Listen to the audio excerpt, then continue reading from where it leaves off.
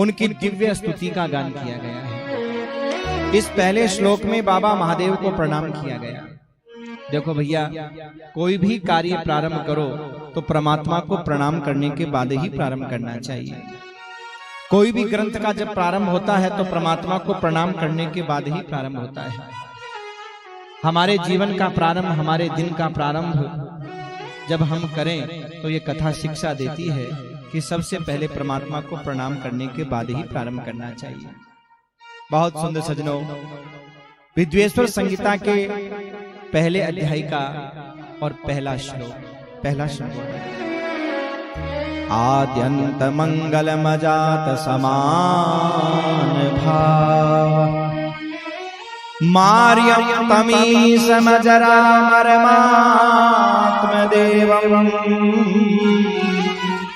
पंचानन प्रबल पंच विनोदशीलम संभावये मनसि संकरम निकेशम। यहाँ माता पार्वती और भगवान शिव दोनों को एक साथ प्रणाम किया गया है। वो बाबा महादेव, हम किनको प्रणाम कर रहे हैं? बोले जिन बाबा महादेव का न आदि है न अंत है, जिनका आज तक आदि और अंत कोई पता लगा ही नहीं सका। आगे कथा है कि कैसे जब प्रथम ज्योतिर्लिंग प्रकट हुआ तो भगवान नारायण और ब्रह्मा दोनों ही भगवान महादेव के इस ज्योतिर्लिंग का आदि और अंत पता करने के लिए चले, पर दोनों ही उस ज्योतिर्लिंग का आदि और अंत पता नहीं कर पाए। वह है बाबा महादेव।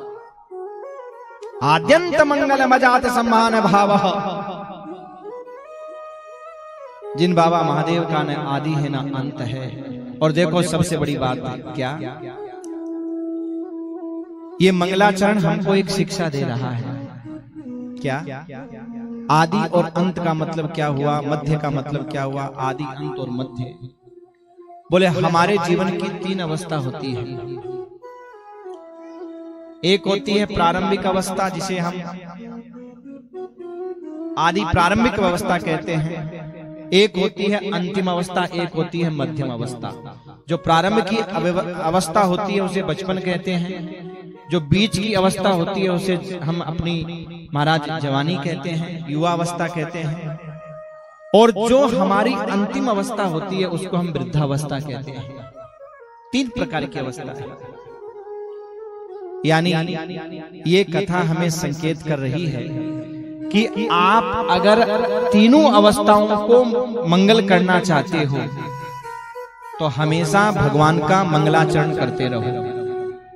अगर परमात्मा का मंगलाचरण करते रहते हैं, उनको नमन करते रहते हैं, प्रणाम करते रहते हैं, तो हमारा बचपन भी मंगल हो जाएगा, हमारी युवा अवस्था भी मंगल हो जाएगी और हमारा बुढ़ापा भी मंगल हो जाएगा। आज हमारे जीवन में अमंगल क्यों है, दुख क्यों है, तकलीफ क्यों है? क्योंकि संसार तो हमें बड़ा प्रिय लगता है।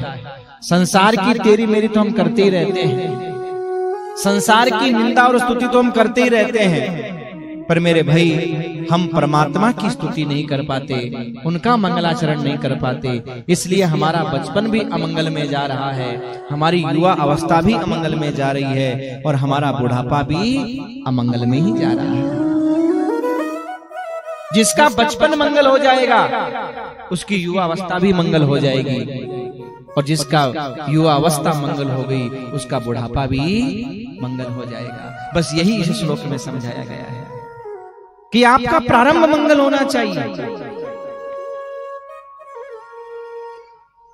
अगर आपका प्रारंभ बिगड़ गया, बचपन बिगड़ गया, तो जवानी भी बिगड़ जाएगी और बुढ़ापा भी। बच्चों को इस बात पर विशेष ध्यान देना चाहिए मेरे भाई। हाँ, जो प्रारंभिक 25 वर्ष की अवस्था है हमारी, जिसे हम ब्रह्मचर्य आश्रम कहते हैं, जिसे हम बाल अवस्था कहते हैं। अगर आपने अपनी बाल अवस्था को सुधार लिया, इन 25 वर्षों को संभाल लिया और विद्या रूपी धन को आपने अर्जित कर लिया और परमात्मा के प्रति अपनी निष्ठा और श्रद्धा और भाव आपने रखा, तो आपका गृहस्थ भी मंगल हो जाएगा, आपका वानप्रस्थ भी मंगल हो जाएगा, आपका संन्यास भी मंगल हो जाएगा। आज हम दुखी क्यों हैं? विचार करना। हर माँ बाप चाहते हैं मेरा बच्चा नवाब बने, कलेक्टर बने, एसपी बने, डीएसपी बने, और बच्चा महाराज वो नौकरी बनना चाहता है। विचार करना, बच्चों को भी ज्ञान तो होता है, पर कब होता है? जब अवस्था निकल जाती है तब होता है कि अगर माता पिता की बात हमने मान ली होती तो आज हम भी किसी अच्छे पद पे होते, हमारी भी कोई प्रतिष्ठा होती।